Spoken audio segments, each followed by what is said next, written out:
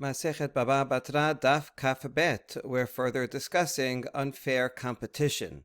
Hanhu diku la'ed aitu dik la'ed lebavel. Atu bene mata ka me'akebi ilavaihu. Atu lekamed ravina. Amar lehu me'alma atu ulalma lizabenu. You had these basket sellers that were bringing their baskets to Bavel from outside and selling them locally. The local people who themselves were selling baskets stopped them and said, hey, you can't come here. We are the basket sellers here, and you're unfairly taking competition. We saw earlier that if someone lives in a city, so they can open up a shop next to someone else's shop, but the local people can prevent outsiders from coming in. So the case came to Ravina, and Ravina said, these foreign basket sellers are coming from elsewhere, and they can sell to other people who also come from elsewhere. In other words, if they go to the marketplace where there are lots of people coming from different places, then they can sell it there. As we explained, so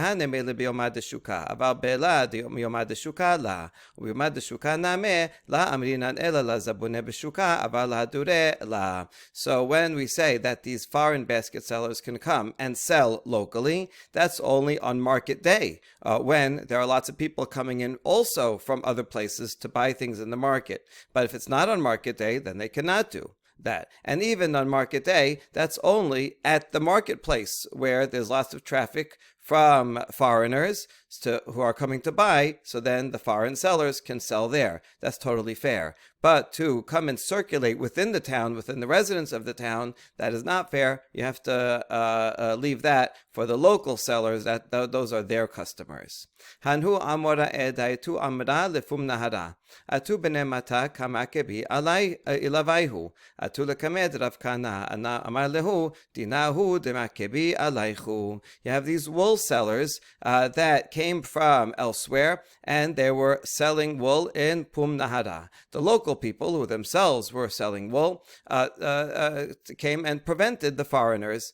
And then the case came before Rav Kahana. And Rav Kahana told the foreign wool sellers, yes, the halacha is that they can stop you. They're selling wool and they live in the city. You cannot come from elsewhere and sell in the city. Amarle itlan ashrai. But then the foreign one said, listen, by time you gave us this psak, we've already been selling on credit, and we have lots of people that owe us money. We can't just leave right away because we have to collect the money that people owe us. Amarlehu zilu zabenu shiur chiyutaichu ade akritu ashrai didchu ve'azlitu. And so Rav Kana says, okay, fine. You can stay here and sell just enough to sustain yourselves, to live, not to make a big profit, until you collect your debts and then go. So you can sell a little bit, because you're right, it's not fair that you should just have to leave and not collect your debts. So stay around and sell a little, because you can't go on with selling nothing and have no income. So sell just enough to live, collect your debts, and then that's it. Rav Dimi min hardea aite gerogarot besfina amar leresh galut al rava pokha zei subam rabanan hu naket leshuka amar lerava rav ada bar abba poktehi le bekankane. And now we have an interesting story of Rav Dimi from Nehardea, and he brought some figs on a ship to sell them. And the Resh Galuta, he is the head of everything in Bavel, and he tells Rava, go and see, is this Rav Dimi? We don't know who he is around here. Is he a great sage? Is he a Talmid Chacham? Is he a sage? In that case, then you should reserve the market for him. We saw on yesterday's daf that if someone is Talmid Chacham, spending time learning Torah, then they also do business, but they get to go to the front of the line, and they get special treatment so that they can sell all their wares quickly, and that way they can go back to learn Torah. So see, if he is a scholar, then give him special rights in the marketplace to sell off everything, all of his goods, so that he can go learn Torah. But if he's not a sage, then he just he sells them the same as everybody else. So let's go to ask Rava to do this. Rava hands it off to Rav Ada bar Abba, and he says, go smell his jar. This is an analogy to wine, if you want to see if a wine is good or not. So you smell the jar of wine to see if it smells good or it's vinegar. And so too, he's saying, go check out this Rav Dimi who just came, and to see if he's a real scholar or not. Nefak azal be'amine pil shabala kefifa misrit v'ki'ah derech be'tarei mahu. So Rav Ada goes and gives a test to Rav Dimi by asking him a halachic question. If an elephant swallows a wicker basket that was tameh, okay, so the wicker basket is tameh, but he swallowed it and then excreted it out the other side. What do you say in that case? Is it still a basket? The same basket that went in came out and is still tameh? Or do we say now that it's been digested, use an elephant because it's really big and it can just baskets can just pass through. But now that it has been digested and it comes out, now it's not a basket anymore. It's something else. It's a new thing, and now therefore it's tahor. It's remade itself.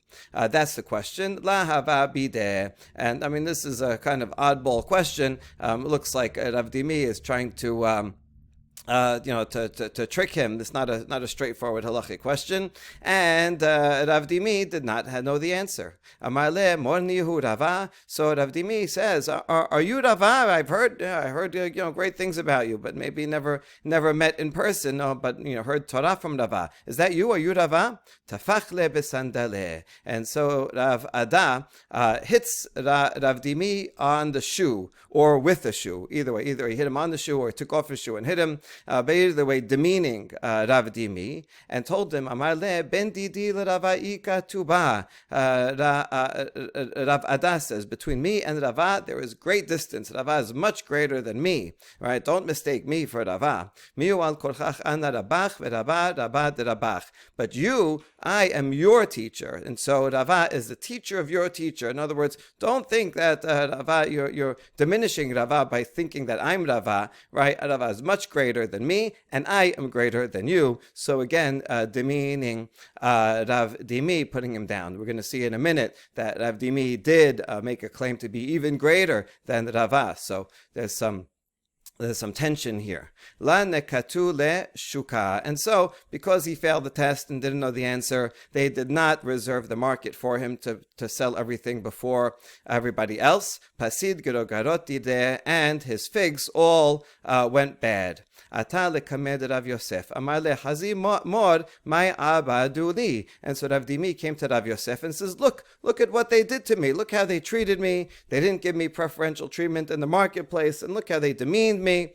Amar le man de la shehya leonita de malka de Edom. La nishaya leonitach. And Rav Yosef took Rav Dimi's side, and he gave a curse, and he said that God, Hashem, who did not delay retribution of humiliation for the king of Edom, should not delay a response to your humiliation. And those Rav Yosef cursed whoever mistreated you, Rav Dimi, Hashem should curse that person. And he invoked, as often prayers like this have, right, Hashem, who did this in the past, should do something similar for you. Now, what is this talking about? When was the king of Edom humiliated? Dichtiv ko amar Adonai al shlosha pish'ai Moav arba'a lo ashivenu al sorfo asmot melech Edom lasid. Pasuk and Amos, Hashem says, for 3 transgression of Moav, and for 4 I will not reverse my judgment, because he burnt the bones of the king of Edom and turned it into lime.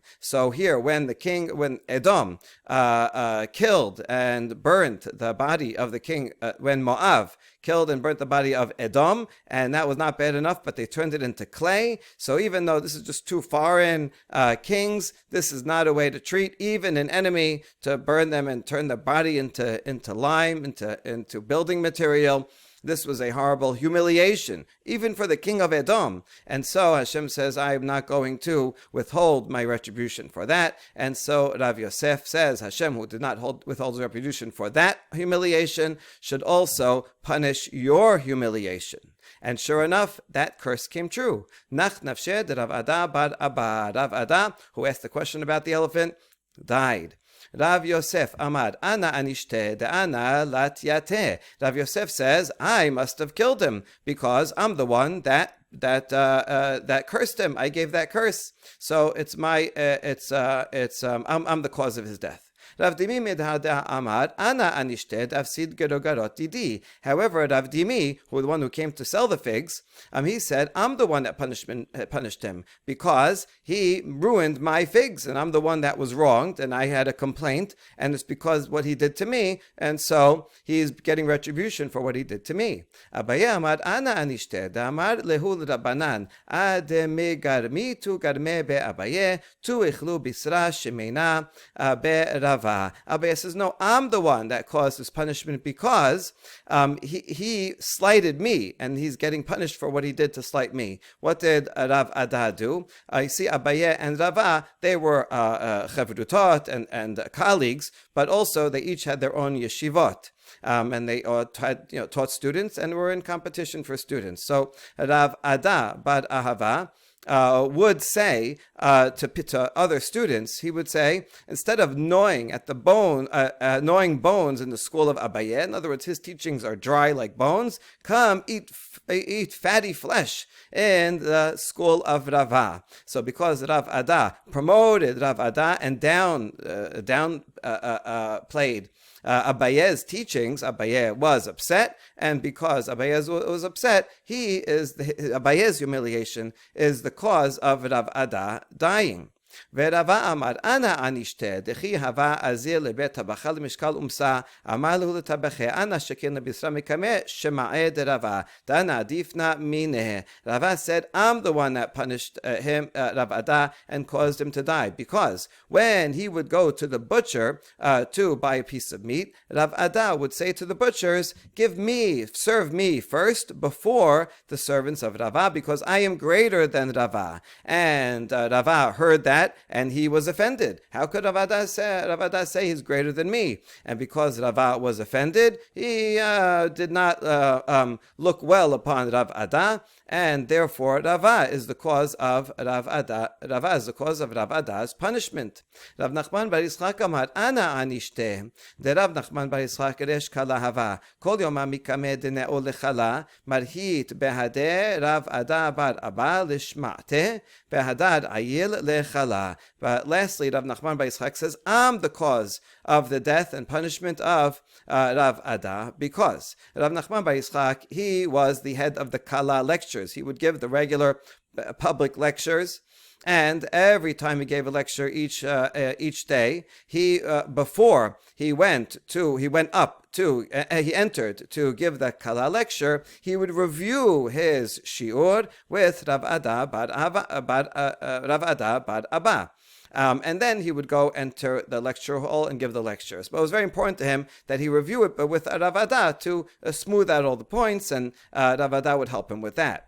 That day, when Rav Ada died, Naktu Rav Papa v'Rav Huna bered Rav Yoshua l'Rav Ada bar Abba mishum delavu besiyuma. Happens to be that Rav Papa and Rav Huna, the son of Rav Yoshua, they seized Rav Ada because they were not at the conclusion of the lecture of Rava, meaning these two students of Rava, they missed the part of the lecture of Rava. And so Rav Ada was at the lecture, so we saw before, Rav Ada promoted Rava's lecture, and so they grabbed him and said, tell us about the parts that we missed of the lecture. Amru le emalan hanesh matata de ma'asar behema hechi amritu Rava. Amar lehu hachi amar Rava v'hachi amar Rava. And they told him, tell us all the halachot regarding the tenth that one has to give of animals. What did Rava say? And Rava told them, oh, this is what Rava says, and that's what Rava said. And this took a long time, and they delayed Rav Ada from coming to meet with Rav Nachman to review Rav Nachman's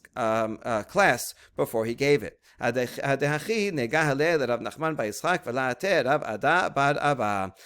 because of that, Rav Nachman, it got late for him because Rav Ada did not come. And everybody's waiting for Rav Nachman to give his lecture, but he keeps waiting for Rav Ada because he doesn't want to give the lecture before reviewing it with Rav Ada. Amru le Rabbanan Rav Nachman bar Yitzchak kum din gahalan lama yeti mor. So all the students told Rav Nachman bar Yitzchak, okay, come on, get up, right? It's already late. Why is the master sitting and not teaching? It's time for the shiur to start. Amar lehu yatibna v'kamena tera le'arsed Rav Ada bar Abba. And Rav Nachman says, oh, I am waiting for the coffin of Rav Ada bar Abba. He always comes and reviews the lectures with me. He knows I'm relying on him. If he hasn't come, it must be that he died, and so I'm waiting for his coffin to come. And sure enough, after a little while, they heard the announcement that Rav Ada bar Abba died. So Rav Nachman bar Yitzchak says, I'm the cause of his death because I preempted by saying, oh, it must be he died, and that itself was a curse and caused him to die. And the last opinion that makes the most sense, that Rav Nachman bar Yitzchak is the one that caused him to die because he's the most explicit of all of them. It's true, all the other ones were offended for one reason or another, but none of them cursed him that he should die. But only Rav Nachman said, oh, his coffin must be coming, and so that was the most explicit, so it makes sense that was actually the cause of his death. Now this is pretty unusual that everybody's trying to claim responsibility, like they all say, no, I killed him, right? Why are they all claiming responsibility? So Tosafot says, no, it's the opposite. They're all sorry, right, for the guilt. They says, oh, I feel guilty, I must have done this, and I feel guilty, I must have done this, right? They didn't want, even though there was competition and they felt offended, they did not want him to die, and so they were all kind of admitting themselves, I shouldn't have been so offended, I shouldn't have said that. Next Mishnah, מי שהיה כותלו סמוך לכותל חברו, לא יסמוך לו כותל אחר, אלא אם כן הרחיק ממנו 4 אמות.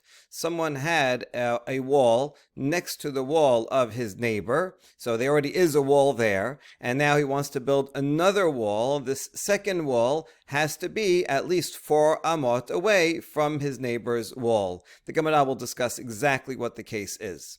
Second, hachalonot ben milma'lan ben milmatan ben kinegdan 4 amot. If I am building a wall and it's near the window of your house, that's on your side of it's on your land, but I'm building the wall right near the border, so I have to make sure that my wall is 4 amot away from your window. And that's true vertically. If your window, let's say, is low down, I have to make my wall at least 4 amot higher so that I cannot peek over the wall and look into your window. And also, if let's say your window is high up on the second floor, I cannot make my wall so close that I could stand on the wall and look in. So it has to be at least 4 amot lower than your wall. And in front of the wall, it has to be 4 amot. In other words, the airspace between the wall and the window has to be at least 4 amot so that I don't darken the window by making too much shade and blocking out the light. And the Gemara will explore this further. And so now we ask about the first case, that if there was a wall there, I cannot make another wall unless the second one is 4 amot. So our assumption is that the first wall is closer than 4 amot. So how could I have made the first wall closer than 4 amot in the first place? Amar Rav Yehuda hachi ka'amar haba lismoch lo yismoch ela im ken irchik mimenu 4 amot. Abaye says we're talking here about that right now there's no wall at all, and I am coming to build a wall in the first place. I have to make sure that there are at least 4 amot from away from your wall when I build my wall at first. That's Abaye. He says that's totally a new wall. There was no wall there before.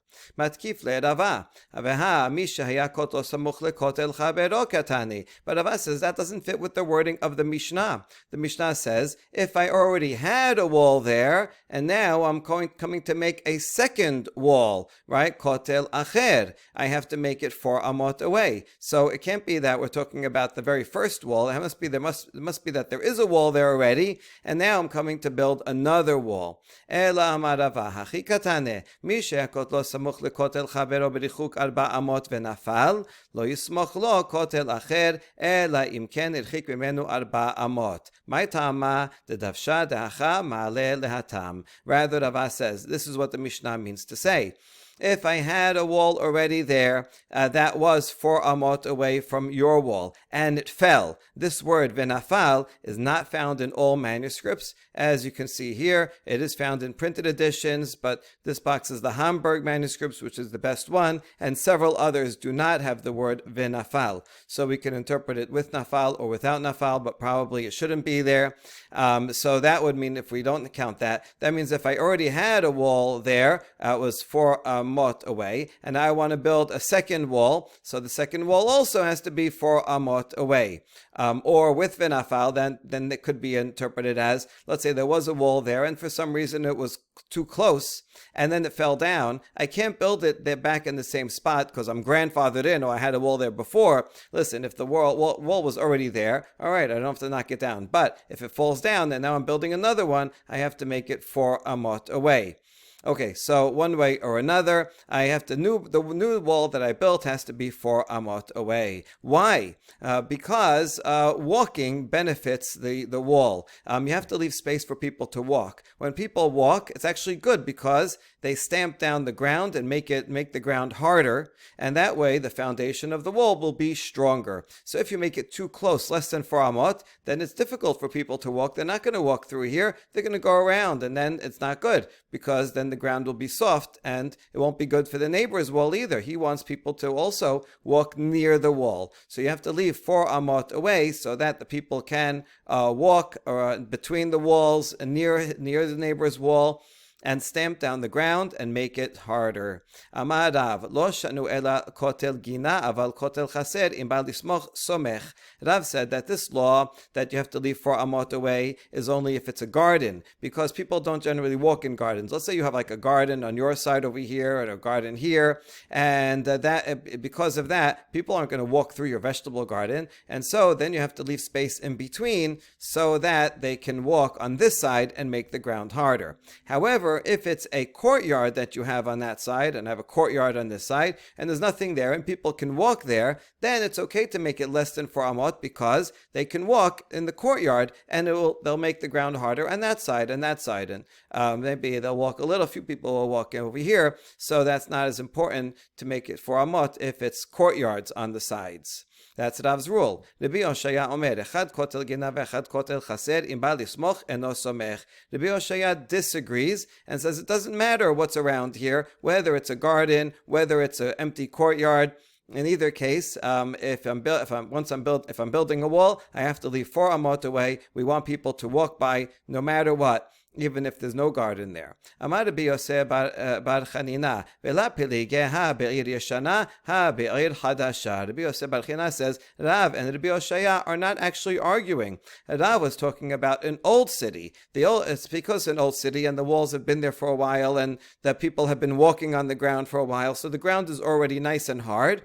And in that case, if it's an old city and it's also a courtyard around it, then I do not have to leave 4 amot because it's already hard enough and people will still be walking. But if it's a garden, even if in an old city, Rav would say, well, still, if it's a garden, people aren't walking there, so you have to leave 4 amot. Whereas Rabbi Yoshaya, when he said his law, he was talking about a new city, because it's a new city where people haven't been living for a long time. So now the ground is soft, and whether it's a garden or a courtyard around it, you need people to be walking there, and you have to leave 4 amot in between. But really, they're talking about an old city or a new city, and they do not disagree with each other. So this here is one interpretation. The Geonim give another interpretation that they don't have the word nafal. So you could say the old wall is this way. and it's perpendicular to the neighbor's wall. So when you have just that wall, people can walk around. There's plenty of room to walk over here and to walk over here. But then if I come and build a new wall, and the new wall is now parallel to the neighbor's wall, if I'm going to put it close, 4 amot close, then nobody's going to be walking over here, and that's the problem. So this is another setup that you can use to figure out the what Rava meant. Without the word nafal, the old wall is still there, and I'm adding a new wall, and if it's in this configuration, that will stop people from being able to walk there. Tenan, hachalonot ben milma'lan ben milmatan ben mikenegdan arba amot. So the Mishnah said that if you have a window and I'm building a wall, I have to make it 4 amot away, both up and down and away from it. Vetane Allah milma'lan kede shelo yasis v'yir'eh, milmatan kede shelo ya'amod v'yir'eh, mikenegdan shelo ya'afil. Okay, right now we're not assuming like this picture, but rather assume that it's parallel, more like this. Your wall is there, your window is here, and I'm building a wall parallel to this wall. So we're going to see why they say it's perpendicular in a second. So if I'm building a wall over here near your window, so I have to, I'm making it high, then it has to be 4 amot higher than your window, so that I will not peer over the window and peek into your peek into your house, and that would be against your privacy. But if it's low down like this, right? If your window is high up, then I have to make sure that there's 4 amot between the top of the wall and the window, so that even if I would stand up on the wall, 4 amot is enough that I would not be able to peer in. But within 4 amot, I could stand up on the wall and peer in. And furthermore, from the window to the wall, meaning this space, right, assuming the wall is over here, I have to leave 4 amot so that it will not darken the light coming into your window. Now we ask a question. You see, this Baraita says that the reason why I have to leave 4 amot is so that I don't darken your window. But it doesn't say so that people will walk and be able to tread and make the ground harder. So this seems to go against what we said earlier, that you have to leave 4 amot in order to make the ground harder. And we answer, here we're talking about a case where the new wall that I'm building is perpendicular, and so people can still walk. That's not the problem. That's why that's why it doesn't mention the problem of people walking. In fact, if I made it parallel, then I would have to leave 4 amot anyway, even if you didn't have a window, because people have to be able to walk. Because I'm making it perpendicular, people can walk all around. So I don't have the problem of hardening the ground. But here I have only the problem of making sure to protect your privacy, and that's why even if there's no walking problem, I still have to follow all these rules and also keep it 4 amot away so that it will not darken your window. Now, how far do I have to distance the wall in this direction over here from the window to the wall when it's perpendicular? Amar yibach amud ashyan bar nidbach mishmederav kimelo rochav chalon. So Yiba, the father-in-law of Ashyan, bar nidbach says the name of Rav. It's the amount of the width of the window. Let's say you have the width of the window here. Let's say it's 2 feet wide. So I have to leave 2 feet from there until the wall to allow space for light to come in. Amar Rav Zavid, v'halo mesis. Hold on, we ask. But can I still see in? Can I still stand on the wall and I'll be able to look into your window? Amar Rav Zavid, mevadir et kotlo. We're talking about where I slope the wall. I slope the top of the wall so that I won't be able to stand on it. It'll be too unsteady. Hold on, in the Mishnah we said 4 amot, and now you said just the width of the window. So is it the width of the window, or do I have to be 4 amot away? And the answer is, if I'm only making one wall on one side, then it's sufficient to just leave a couple of feet, the amount of the width of the window. But if I'm going to put another wall, let's say I'm going to put another wall over here on the other side of the window, in that case, that second wall has to be 4 amot away. Because if you have only one wall, the light will still come in from the other direction. So that could just be, it can't be right up against the wall, but it's enough to leave the width of the window that will allow light to come in from all around. But if if I put it 2 feet away on this side and another one 2 feet away on that side and goes all the way up, then it will darken the window. And so therefore, at least on one side, it has to be 4 amot away. תשמע, בית הכותל מן המזחילה 4 אמות, כדי שיהיה זוקף את הסולם. We have a Mishnah, that's actually the next Mishnah coming up, that if I'm building a wall that's near your roof gutter, I have to keep the wall far from the gutter of your roof 4 amot, so that you could put a ladder there. If you need to go up on your roof to fix the gutter, to fix the roof, so you need space for the ladder, so then the ladder has to lean on an angle, and therefore I have to leave 4 amot from the edge of your roof to remove my wall from there, so that you could put the ladder. Tama mishum sulam mishum davshala. And now we have the similar question. So you see that the only reason I have to leave 4 amot is because you deserve space for your ladder, but not because of walking there so that people can harden the ground. So this Mishnah seems to not know anything about making the ground harder. Question on the response that we said before about people walking. Oh, this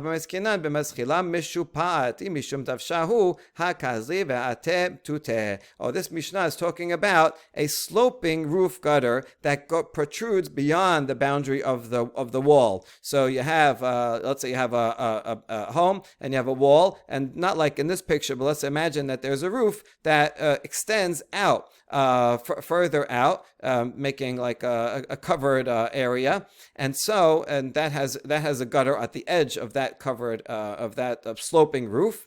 And if I'm building a wall near it, I have to leave 4 amot from my wall to the edge of the roof, even though people can walk underneath. There's plenty of room for people to walk underneath that covered roof. And so in that case, there's no problem with people walking because there's plenty of room under the covered roof, but I still have to leave 4 amot away from the edge of the roof so that you can put a ladder there. And so we solve that problem as well. Next Mishnah. מרחיקים את הסולם מן השובח 4 אמות, כדי שלא תקפוס הנמייה, ואת הכותל מן המזחילה 4 אמות, כדי שיהיה זוקף את הסולם. If you have a dovecote on your land, so this would be a box where the doves would come and land because you want to keep those doves and have them, and that would be high up. It would be an elevated area so that the doves can come and land there nicely. And on my side, I want to put a ladder. So I have to make sure that the ladder is distanced from your dovecote 4 amot. Why? So that a mongoose, here's a picture of a mongoose,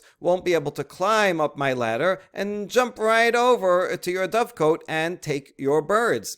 So if it's closer than 4 amot, the mongoose will be able to jump from the top of the ladder into your dovecote, and that will cause you damage. But if it's more than 4 amot, then it won't be able to jump anyway. So I have to make sure to move my ladder away from your dovecote so that you won't get damaged. And furthermore, if I'm building a wall, I have to keep it distance from your roof gutter 4 amot so that you can put a ladder there and that empty space in between when you want to go up and fix the gutter.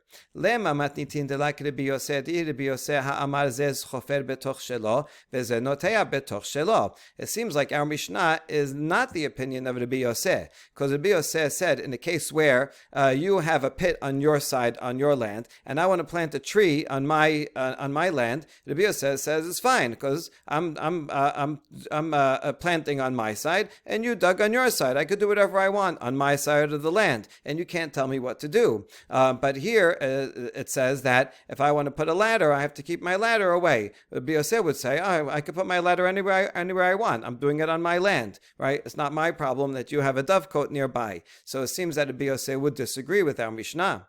But we say no. Afilu tema Rabbi Yosef ha'amar Rav Asher ki havinan. Rav Kahana hava amar. Modeh Rabbi Yosef b'girei dideh ha'chana mezimnim debahadeh demanach le yatba bechor ve'kafsa. No, our Mishnah can even be the opinion of Rabbi Yosef. Not only Chachamim who say I'm not allowed to plant a tree unless I have 25 amot, but I have to make sure my future tree roots will not damage your cistern. But even Rabbi Yosef who says I can plant a tree, he would agree in this case. Why?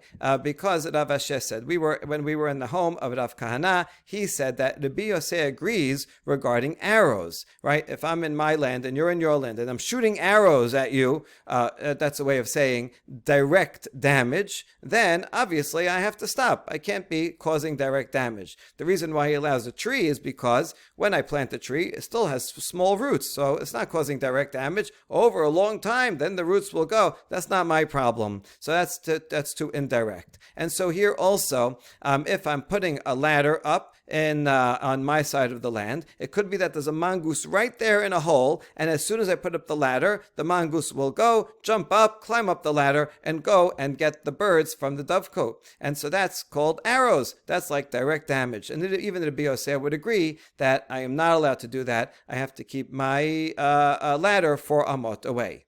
We ask, V'hageramahu, hold on, but that's also indirect. That's not really shooting arrows, right? This is, I put a ladder there, and then after I left, this mongoose came up. So isn't that indirect, and I shouldn't be responsible, and I could leave it there?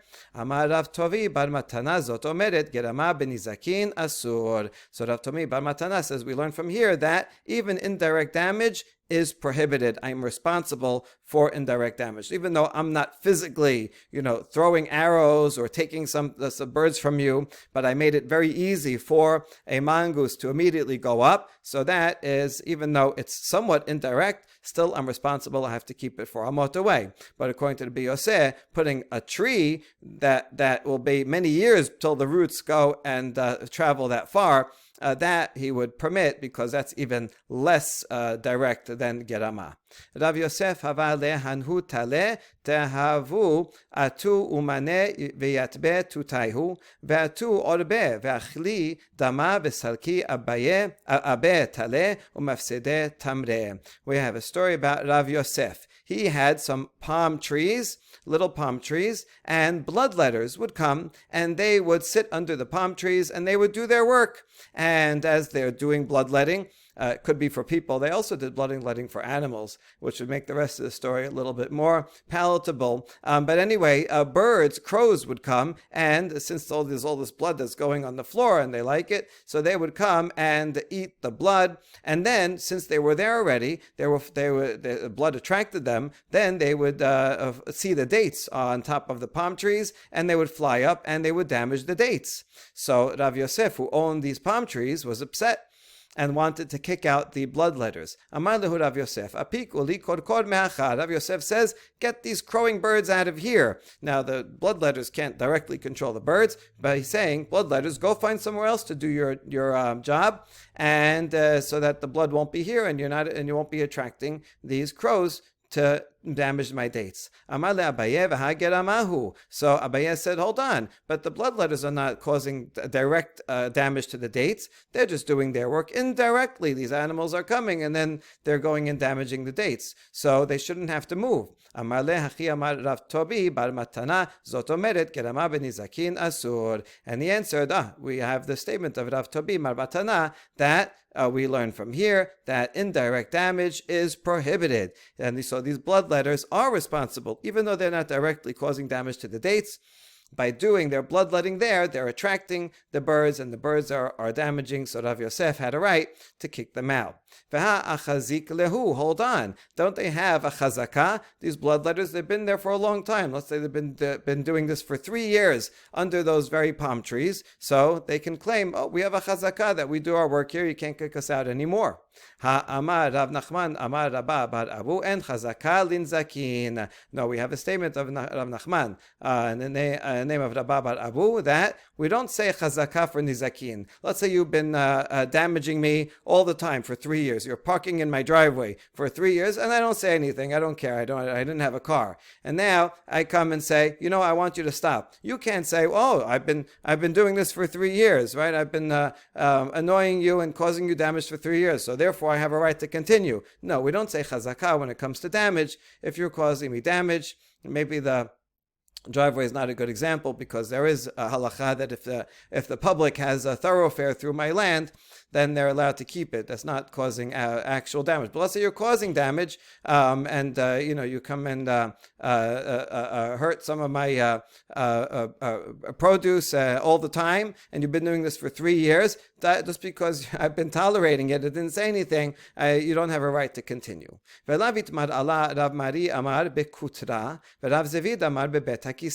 Hold on. We said about the statement of Rav Nachman that he applies this principle that there's no chazakah for nizakin only in these cases of smoke and a bathroom.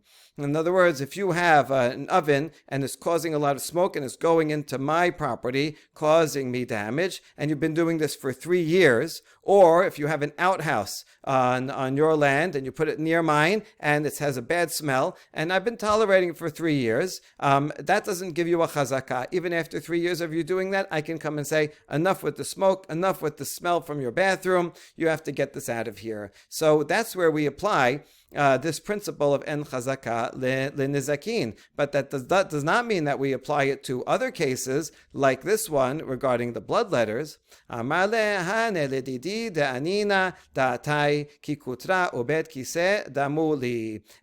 Rav Yosef answered, listen, I'm sensitive, and therefore these crows that are coming and bothering my palm trees, it's, to me, that's like smoke and that's like a bathroom to me, and therefore even if maybe other people wouldn't be bothered by these, but this is, subjectively for my standard, this is the same as the damage that's caused by those cases, and therefore even after 3 years he had a right to tell the bloodletters to leave. Baruch Adonai Le'olam, Amen v'Amen.